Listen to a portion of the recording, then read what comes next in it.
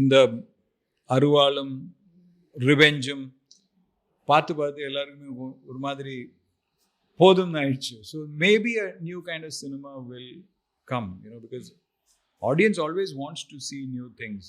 So whether it is Labar Pand or whether it is Tourist Family, you find new ideas always attracting audiences.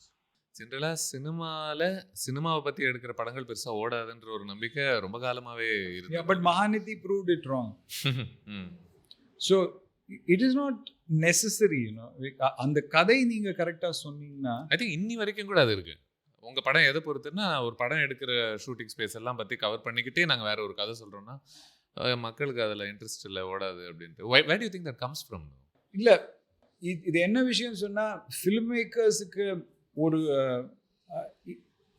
இந்த உண்மை இல்லை, இது ஒரு fake world, இந்த விஷயம் நீங்கள் ஆடியன்ஸ் கிட்ட சொன்னால் ஆடியன்ஸுக்கு அது இன்ட்ரெஸ்ட் இல்லை.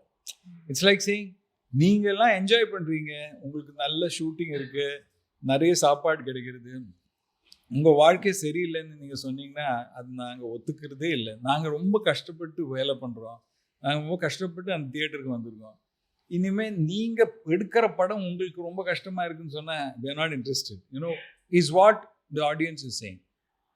பட் ஃபில்ம் இண்டஸ்ட்ரி ஒரு செட்டிங், ஜஸ்ட் ஒரு செட்டிங்.